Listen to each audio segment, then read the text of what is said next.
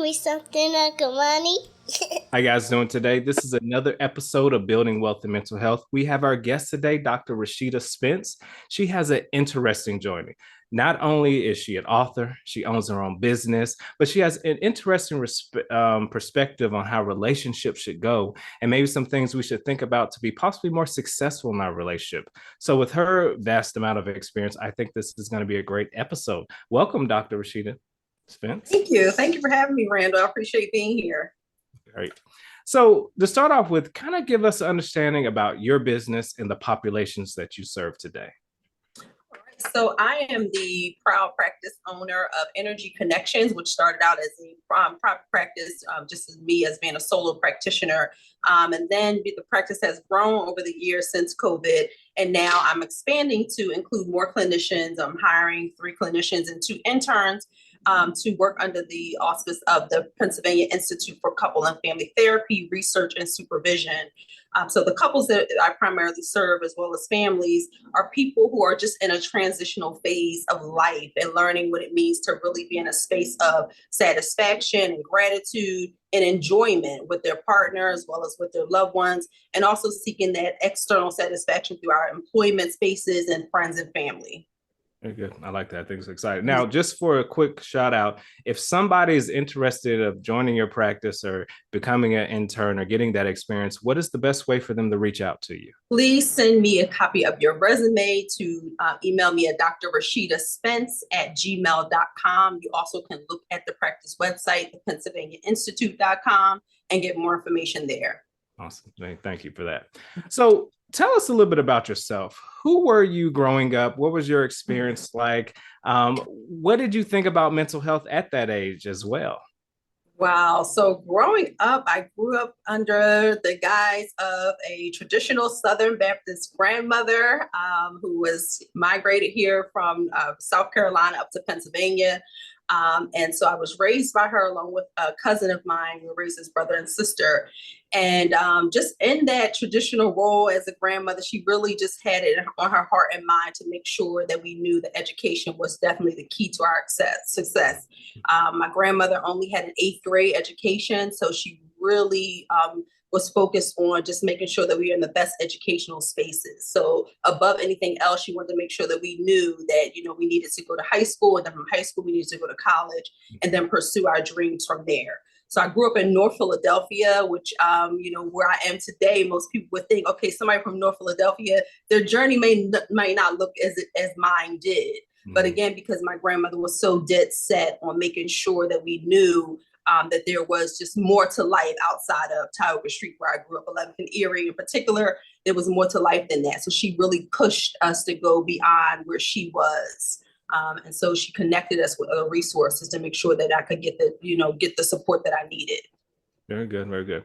Now, based on our pre-call, your journey, or what triggered a lot of your journey, started off in working in the prison system. Mm-hmm. Kind of explain what that experience was and how has that impacted your life today? Yeah. So again, just, going back to just like how I was, my trajectory from childhood up into college, I didn't know much about college per se. Again, I was the first generation people going to college. So everything was kind of just learning through my experiences. So I knew that, the way to get out of North Philadelphia and beyond was I needed to go to Temple University, which is what I did. And once I was in Temple, of course, you're hearing more information, you're exposed to different people. And so from that experience of being at Temple, I just learned about more mental health. And so I started thinking, okay, how can I, connect with other people, work with people in a way to kind of bring them out of situations that are impoverished situations, also helping people to change their mindset and just helping people to dream bigger. And so I started working in the child welfare system through New Jersey Department of Human Services. And from there, I took an interview where I'm thinking, okay, I'm going to apply for this interview within the Philadelphia Department of Social Services. And I'm thinking I'm going to work with children. However, I didn't understand at the time that they were doing a mass hiring for all social work departments within the city, which included the prison system because there were juveniles there. And I didn't know that until the interview. So I accept the interview, I go, and they start talking to me about working in the prison. I'm like, okay, this is interesting. I'm not sure. I'm 26 years old. I'm not sure what this experience is going to be like. And so I'm like, okay, I'm all in. So once they mentioned that children were there, sign me up, I'll take it. And at that point, just my personality, I would try anything once. And so, once I started telling my family, like, wait, what do you mean you're going to work inside the prison? You're going, you're going behind bars. You don't have your phone. You don't have access to anything. Is it safe in there? You're going to be in there with criminals. So all of that, rhetoric was happening at home, but I was all in. And so that's how I, ended up at the prison system. So what is unique about being a social worker in the prison system versus in the general population? Are there some unique things that somebody needs to think about before they decide on a career path? Absolutely. So the one thing that they don't do the best job of explaining is that you are incarcerated along with the people that you are serving. You go through the same security checkpoints as a civilian that would be going to visit a family member. Those checkpoints are the same. And then once you're in, you're in. So we call it like, going behind the walls, because that's essentially what happened. And so once you're in there, you're also a part of like a microcosm of the greater society. The prison system definitely represented its own little mini world, its own little hub of society, almost in comparison to like how the military would operate. Once you enter the military, it's a different society. It's a different set of norms. So I really had to learn a new way of being, a new way of socializing in this new entity, because it really operated as a silo, and it was not the same as the things function on the outside world. Oh, wow. That's, you don't think about that. You are locked up in there. So I'm assuming there's a lot of from home lunches you're bringing in. You're not eating the food that they're eating, right? And things of that nature. What impacted you the most from that experience that you're going to take away today?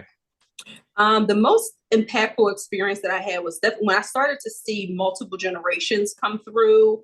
So when I got to generation number 3 within the same family, that started to hit me in a different way. I was like, okay, I need to use my skill set, my connections, my level of compassion, my own personal experience. This could be better served on the outside before these families start to come into this prison environment. Because again, going back to what I just mentioned, there's not much therapy happening or treatment. Although we call it, a correctional facility, there's not much correcting, because there's so many variables, and all the variables have to be working towards the same goal. And oftentimes, unfortunately, just human nature, they weren't. So that's what prompted me to go back to school, pursue my master's degree. And then from my master's, I went on to pursue my Ph.D. So talk about that journey. So you're working, receiving a salary. It's hard to go back to school, incur potentially more student loan debt. Like, what was going through your mind process is, I'm going to take this risk and invest on myself, hoping that a better outcome is at the end? So I think I never really computed the money as far as like actual dollars and cents. I never thought of it. I just was like, okay, I know this is what I need to do to get to my ultimate end goal, which is to just be at some point working for myself and being more in control of my time. And so the money was just like, okay, it's going to cost me something. And I don't think I started looking at the dollar amount per se until I got to my graduate degree, my postgraduate degree, when I was like, oh, wow, this is like almost a house somewhere once you really think about it.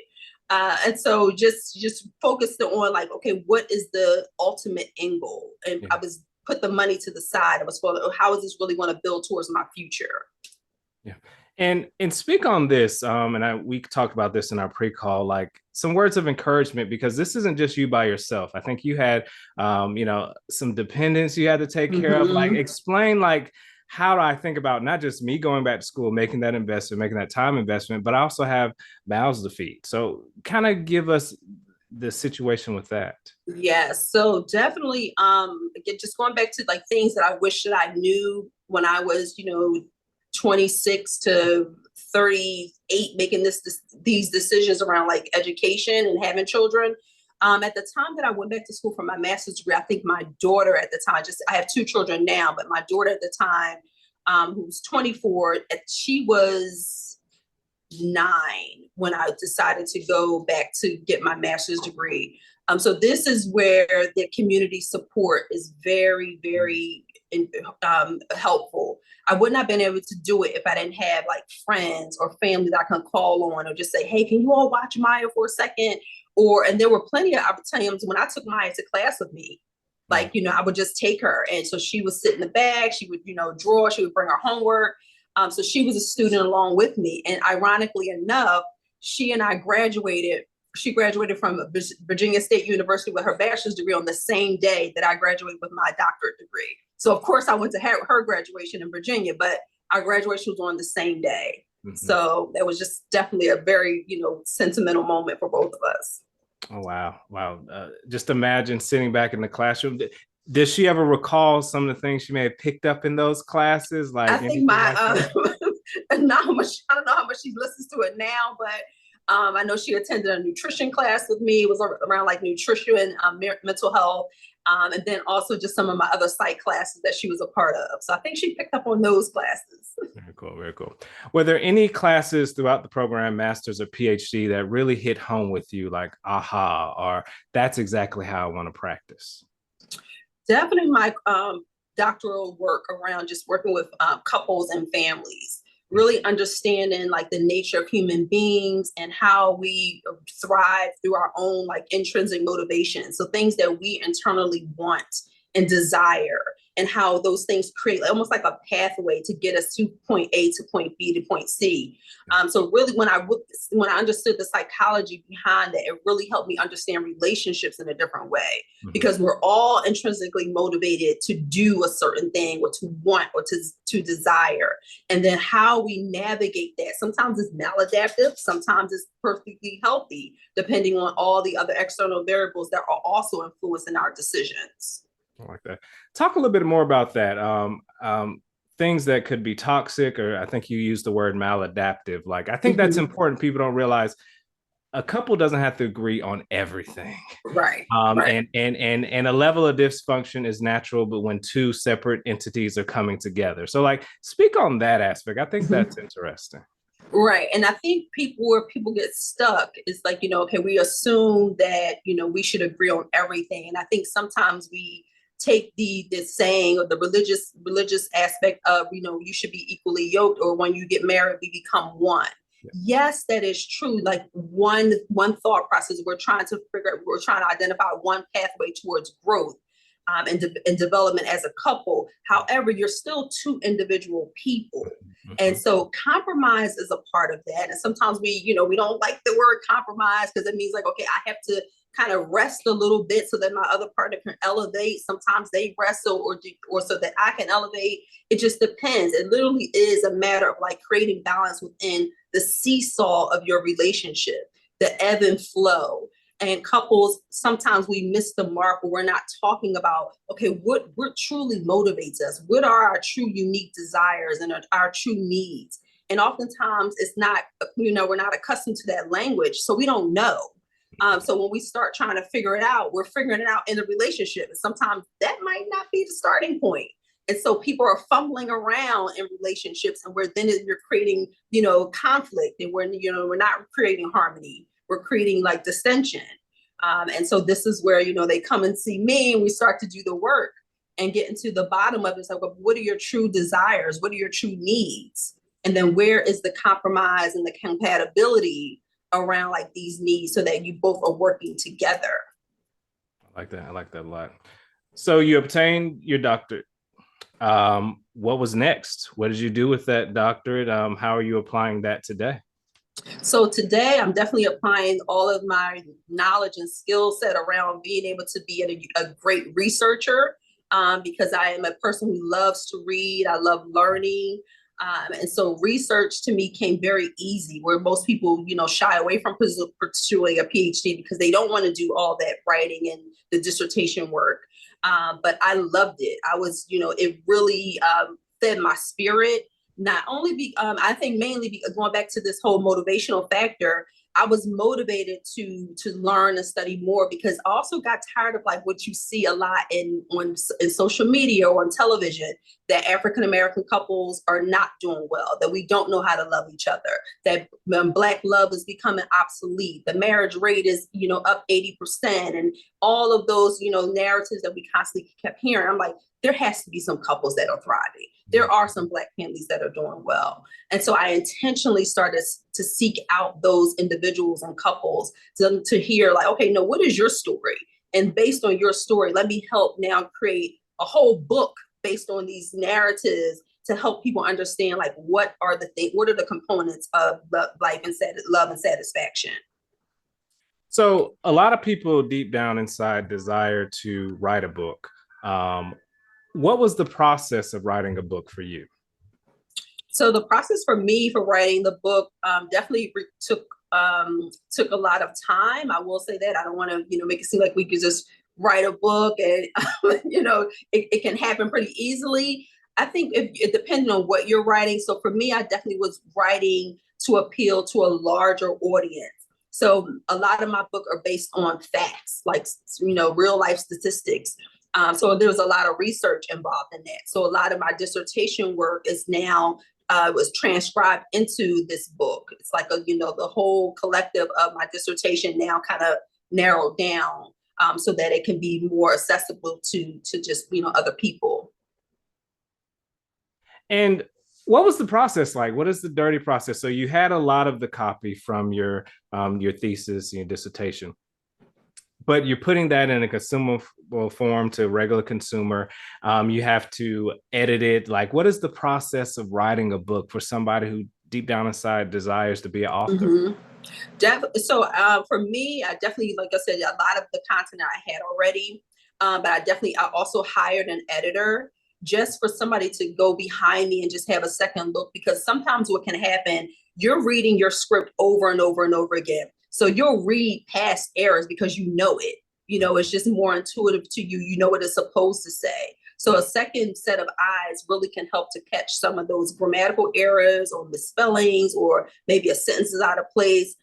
So definitely once I first wrote a draft, I sent the draft to an editor. We kind of went back and forth a little bit. And then I wanted to write another draft just to make sure that I was saying the right things and my message was being conveyed in a way that could be consumed by the average reader. I didn't want to make it too academic. I really just wanted anyone to be able to pick up my book and read it. And so the editing definitely helped to make sure that the language was appropriate. Gotcha. Very good. Mm-hmm. Very good. Now, when you wrote your book, a lot of people think, well, by default, because I wrote a book, I'm going to be a TEDx speaker. I'm going to be, Oprah's going to give me a call. What is the reality of, after I write a book, what happens? Like, what is the benefit in your perspective of writing a book? Right. So this goes back to one of my core principles around purpose. You always should know your why. So for me, the why for me, I wanted to have a book that I also could share with my couples that I'm working with, and then also sharing with students. So it really is a psychoeducational piece for humans. We don't go to human school. So it really was a way for people to figure out, okay, how can I create the best relationship possible? So that was my why. So in addition to, knowing that the audience I want to read my book, now here comes the marketing piece. So I want to keep the book, kind of have it as an evergreen, copy. So marketing is important. So every once in a while, I'll get on social media, I'll post. I also will do different community events where I will have my book posted. I also hosted a few sit downs with family and friends so that we can create a small forum around my book. Yeah, I think people miss that. I think it's published, it's on Amazon, it automatically sells. No, just like a course, you have to sell, market, yes, promote. But I think the biggest thing, it serves as a really good business card. And one thing you spoke on that for your students. So you decided to teach. Yeah. What was that thought process of, I'm going to stand in front of a classroom, give a lecture? Like, why? Well, so again, sometimes you just follow, these little green flags, or, the inspired action is also what I refer to it as. Like, something is presented in front of you, like, why not? And so I think that's also just kind of how I live my life. Like, if there's no real reason to say no, I'm like, all right, I'll try it once. If I don't like it, I can self-correct. And, there's always opportunity for recourse. So with the opportunity to teach, that was presented to me in my doctoral program. That was actually a part of the program where you had to teach a course. And so I'm like, okay, this is an opportunity for me to see if I like it. I never thought I was going to be a professor, but why not? And so I taught that one course and I actually loved it. Wow. My students gave really great feedback, and I now have been teaching going into my 5th year. Wow, 5 years. What have you seen from the students, like these new crop of therapists or people studying that profession? Like, what have you seen consistent with these students that are unique? Students are definitely coming in way more curious. And I think that is also just a sign of the times that we're in, where, information is readily available. Like, you can Google anything. Yeah. And so that natural curiosity and just the natural curiosity around, like, how humans interact with each other. That is, something that is definitely, it warms my heart. I love to see it because those are going to make the best clinicians, because you want somebody who's open-minded, who's curious about like your life experience, and who really wants to know, okay, based on your life experience and using all the pieces that make you who you are, let's figure out now another way to create more, to maximize your strength, or to, really help you grow in a different way. So I think, the students that I'm meeting now really want to be good therapists. And I think that is the key. Yeah. Like that. So not only are you an author, a teacher, you went into private practice. What is that like? Like, start from, I have to think of a business name, develop a website, have to register with Secretary of State. Like, what is starting a business as a therapist? It can be pretty scary. It can be pretty scary. And just going back to like really finding your tribe of support.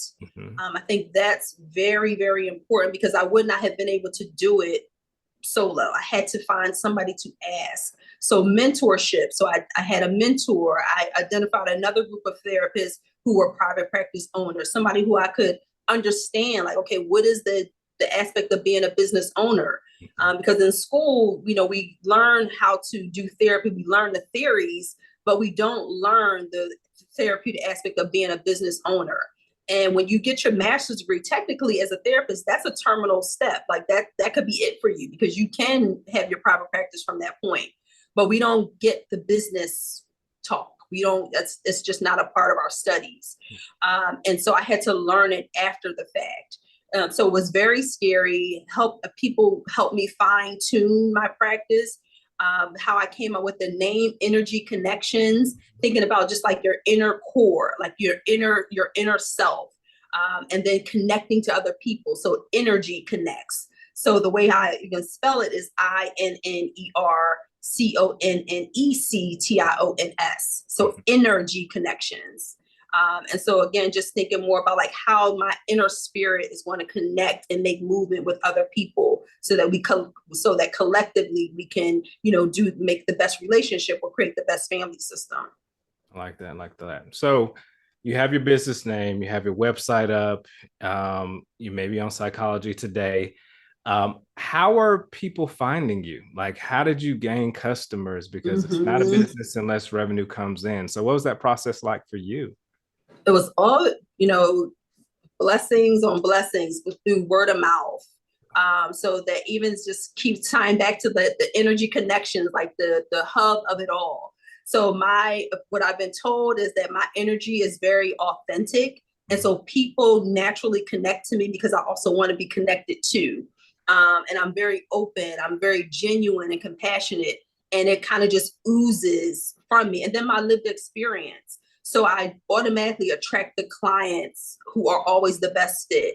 And sometimes if it's not a good fit, then I know exactly where to send them. And I know why it possibly isn't a good fit. So the process of like gaining referrals, I'm on Psychology Today. I also have a sliding fee scale that comes through Open Path Collective, which is a site particularly for therapists who have a sliding fee scale or no fee at all. And just also 95% of my business is all word of mouth referrals. Yeah. That's good. And it's like I'm always full. I was like, oh my goodness, like sometimes I have to slow things down a bit or tell a client, so like, can you wait a month or two, just so I can get some folks, discharged or on to the next step. Yeah. You mentioned a client that fits me best. Can you describe that client to me? Mm-hmm. So I work very well with women in particular who are successful business owners or high achieving women who are struggling to find peace and harmony within themselves. So most often that shows up as anxiety. It shows up as a person who is feeling like they're overwhelmed and stressed out. And most often because women, particularly Black women, live under the guise of I'm not doing enough or I need to do more.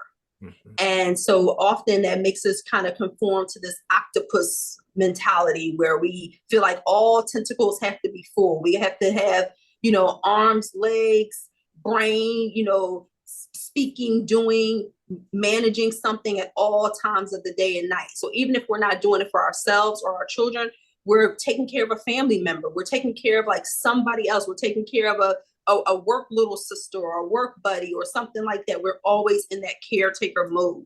And so most of the women that, are attracted to me and that I gravitate towards are women who are really just trying to find space and solitude for self.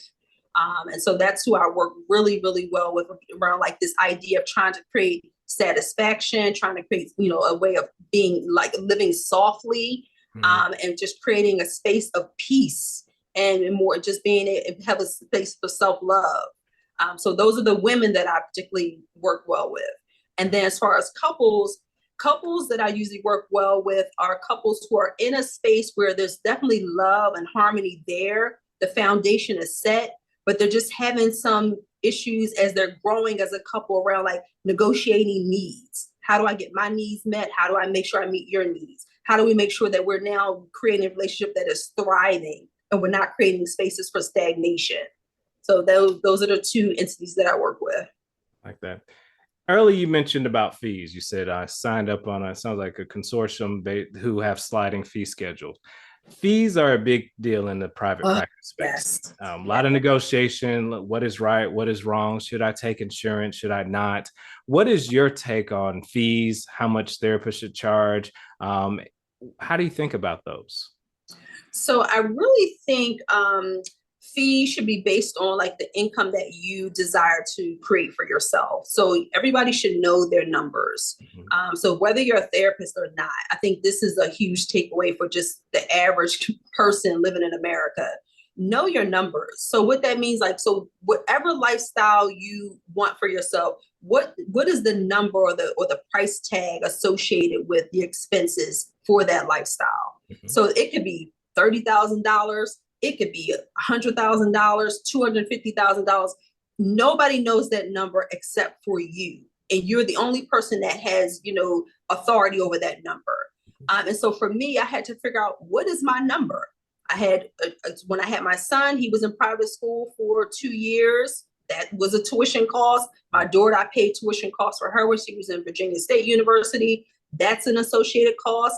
And then I had, a mortgage at the time, car payment. So all of these factors, what's the number that I need to survive on a day-to-day basis? In addition to, I like to vacation.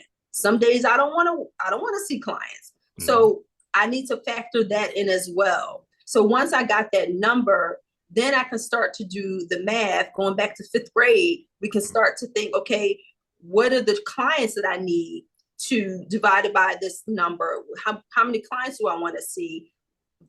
Subtract that out, and then you come up with a fee. And so I can, also share more about really being intentional about how does that translate into working billable hours in addition to being able to create a sliding fee scale or no cost. When you decided your fee, by default, it being some level of exclusion. At times, or at least a capacity constraint, either one.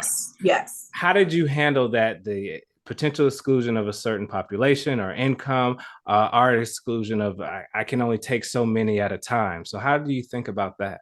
Right. I think this is where it's important to make sure like how we're framing that mindset. Because if let's say like you have, God forbid, but so let's say you go outside and you fall and you break a bone. Mm-hmm. You're not going to a therapist. You're not going to a cardiologist. You're going to an orthopedic person. And so, everybody needs to go to the person who is going to best fit their need. Mm-hmm. So the therapist also has to have that same mindset. There are almost 9 billion humans in the world. I am one person.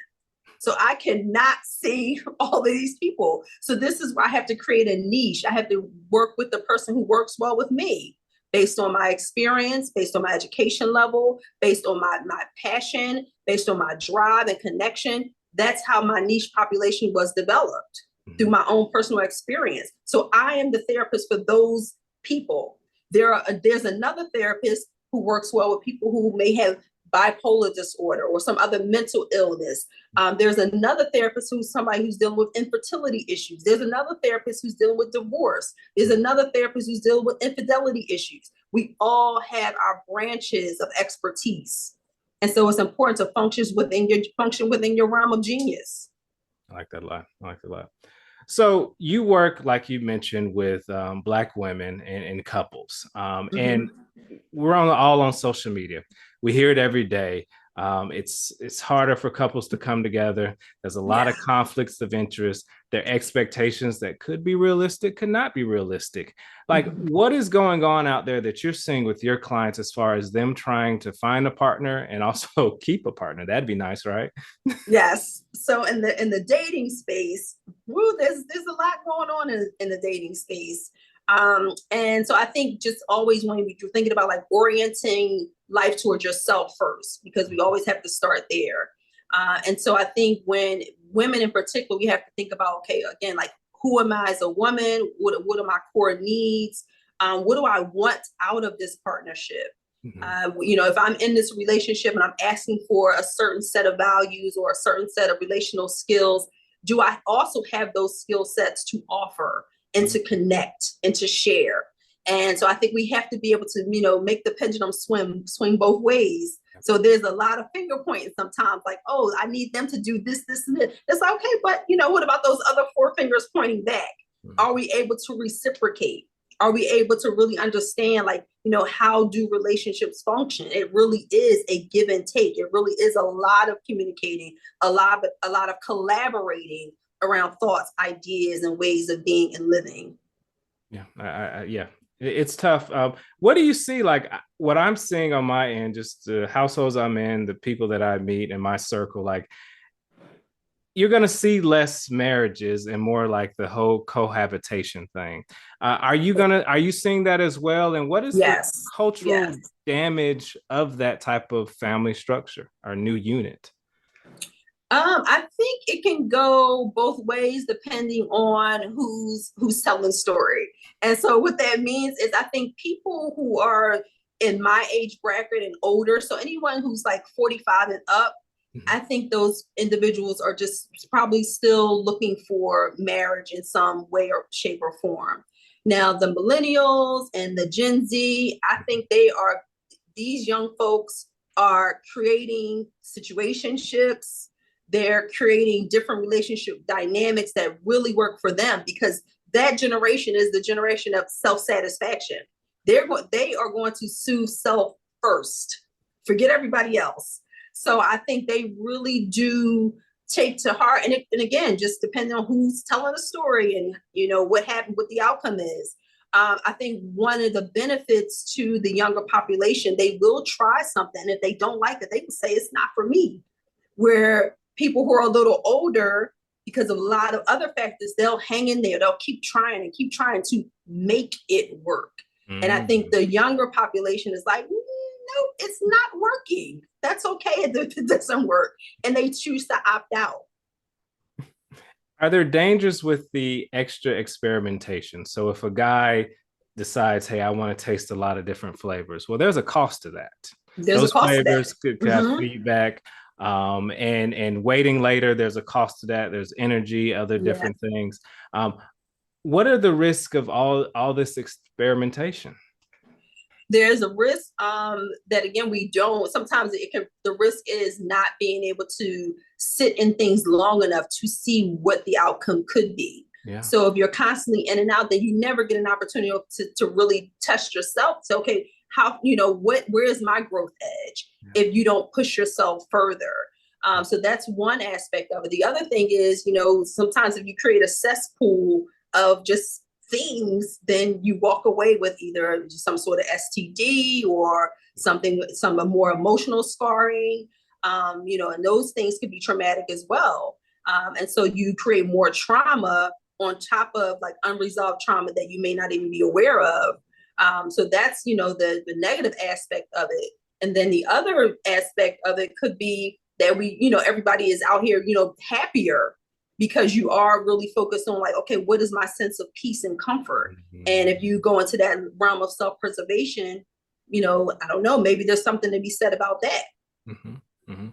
Yeah, there's definitely a lot of give and take. And I don't think there's any right answer right. to those things. Mm-hmm. Now, you also work with professional women, professional Black women, a lot of professional Black women. What is it like being a professional Black woman? What is their lived experience? The feeling of having to, always overachieve, the feeling of having mm-hmm. family members in need of them. Like, what are they going through today? Yeah, that sense of responsibility is, I still see that, by and large in my profession, in my personal spaces, I still hear people saying like, I just feel like I can't get a break. Somebody is depending on me. If I have younger children, there's an element of dependence there, of course, just innately. Older parents are getting older, so people are obligated to take care of their parents and not feel like there's space for themselves. And it's hard. It's hard. And so what I encourage the women that I work with to do is really to, open yourself up to support, because we often think, okay, I have to do it by myself. If I can't do everything all the time for everyone, then somehow this is a reflection of my incompetence, or this means that I'm not enough. Where it's a sign of strength is asking for support. So I really encourage women to go, let's figure out like who can help you, who can you bring on, who can come into your life to help you out, even if you have to pay for extra hands, like through a maid service or a nanny or something like that. Just kind of thinking outside the box so that we can get more help instead of feeling like I have to do everything for myself. The more I get into the industry of mental health, the more I realize it's all about, networking and relationships. Mm-hmm. From when you were going to get your master's to your Ph.D. to even as a business owner, kind of explain how mentorship guidance has helped you throughout. Like, who has been whispering in your ear to get you to the point where you are today? Yes, I've had some great mentors. So I definitely have to give a lot of respect and just give Ms. Flowers now what my consultant and supervisor, Dr. Walter Lowe, who is probably one of the oldest at this point African-American male PhDs in the field of marriage and family therapists. Again, there's not many Black men with a PhD. Dr. Lowe is almost 80 years old. Wow. So I think he's one of the first Black men to receive his doctorate in marriage family therapy. And then my dissertation chair, Denzel Jones, is also a Black male. And again, just being intentional. I wanted to seek out people who we often don't get a chance to see. So I had 2 Black men chairing my committee and guiding me. And that was really, really important. And then people that I met afterwards, other therapists who have been in the business way longer than I have. So I just really support through their, platforms to help me. So I don't feel like I'm by myself. So I think mentorship with somebody who knows a little bit more than you, mm-hmm. that's the person you need to, gravitate towards. If you're always the smartest person in the room, you need a new circle. Mm-hmm. You need someone to challenge you. And so I'm always open to, self-reflection, to criticism, to support, to guidance, and just really seeking people that can help me navigate, this journey. Mm-hmm. So this is episode Building Wealth of Mental Health. When you were thinking about becoming a therapist, did income come to mind as you're studying? Was it pure about purpose? was there anybody talking to you about money, let's say early on in your career? There was no one talking to me about money. I had no idea how much money I was going to make. I didn't know what I should charge. Mhm. I just based it on like initially just started, okay, well, how much are you willing to pay? And then I think somebody was like, oh, okay, I can afford $40. And I was like, okay, then I'll accept the $40. And I charged $40 for I don't know how long. And then it got to a point I was like, okay, I need to see like 30, 35 people a week. I cannot talk that long. I'm exhausted. I have a kid. Yeah. So it was like, this is not working. So I started asking like, okay, how are you all surviving out here? Like what's happening? And then I got the feedback around like, ways to start thinking about my fees and knowing that I do want to own my own practice. Okay, I need to set my own income. So it literally started as like somebody telling me, you need to think of yourself as a business. That makes sense. So now that you're a business owner, there's a lot of different options as far as financial tools you could do to either lower your tax liability or save for retirement. Any advice you would give financially to somebody going to private practice for themselves? Yes, definitely. If you can hire an accountant, it's a worthy investment.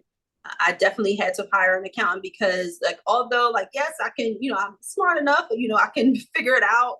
But the time is also money. So the time that I was spending, doing my own taxes and all those other things could have been time that I could be spending with my family or resting, or just, focusing on my business in some sort of way. Mm-hmm. So I think of it as investing in yourself and giving some time back to yourself. Like we don't have to do it all. So figure out like, who, not what all the time, like who can help me get these things done. Yeah. And so that's what I needed to do. So hiring an accountant, I would definitely say that should be top of your list when you want to create a business, because you want somebody to make sure they're structuring your business so that you're gaining some profit, also so that the IRS is not coming after you. You also want to make sure that, you're saving towards retirement. So the accountant can help you direct your money in the proper order, so that, once you're ready to retire, you can. I like that a lot. Yeah. An accountant, a good accountant for a small business owner is worth their weight in gold. Yes. Like they are godsend. So if you find one, hold tight. Hold if tight. you don't have one, definitely continue to look. And I advise, look at your own tax return when it's completed. You'll be surprised what you'll see as far as potential mistakes. Next thing. So what is next for you? What do you see? How do you see your business 10 years from now? So 10 years from now, I definitely see myself like living bi-coastally. So I want to spend maybe 6 months in the US, and then I want to be on a beach somewhere. So whether it would be Mexico, whether it be Costa Rica, maybe Ghana, but definitely planning to split my time bi-coastally. And then what I would also like to do is just at that 10 years from now, for sure, my business will be running itself. So there will be therapists that will be here, seeing clients. I will definitely be here for like, one-on-one support, for mentorship and supervision. And then I also want to continue just, producing good research that highlights African Americans or just couples in general in a positive light. I really want to focus on being able to share what are the green flags, like what works, what contributes to good mental health, what contributes to good stability and success, what helps us thrive, what helps us create a soft way of being. So I want to, contribute to that line of that body of research. That's really, really important to me at this point, because we've heard enough of the rest. We heard everything else. Yes, so. Yes. One thing you brought up, bringing on a therapist underneath your corporate umbrella. Like, how do you think about that? Like, are you scared? Are you nervous? I mean, like, what does that process look like? And who gave you the idea that this is a good path to go? So I got that from one of my mentors. She was saying she knows that I like to travel. She knows that I lived in Mexico for a year and I was back and forth. So she knows that is my dream, that I definitely want to spend more. And I don't like the cold. I'm a summer baby. So it's like when it gets cold, I want to go somewhere else. So I got the message from my mentor, like, hey, what are your thoughts around being able to retire, but also still having your work, keeping your work alive, because I contribute a lot to the field of couple and family studies. in regards to just like, creating like this why model for relationships, which, is a part of my signature program. And so she's like, if you can teach therapists how to work with couples based on your philosophy, would you do it? I'm like, absolutely. I would do it for free. Yeah. And so that's how that idea was born. I like that. I like that. I like that. So if somebody felt like, hey, I think like she could help me in my relationship, or, I'm a Black woman who's overwhelmed with work and just need a balance. Like, what is the best way for somebody to get in contact with you? So you can reach me at Dr. Ra. So it's my own personal phone number that I'm really proud of. So you can reach me at 833-622 Dr. Ra. And so just type that onto your phone pad, and you'll be able to connect with me. You also can reach me on social media, which is Dr. Ra at Energy Connections. And once again, that's spelled INNERGYCONNECTIONS, Energy Connections. And so all the social media platforms, in addition to emailing me at Dr. Rashida Spence, at drrashidaspence@gmail.com. Awesome. Well, thank you very much, Dr. Rashida Spence. I think you threw a lot of golden nuggets, not only just for people in relationships, but a therapist who wants to go into practice for themselves, have their own book. You dropped a lot of golden nuggets. Thank you for joining me. Thank you so much. I appreciate it.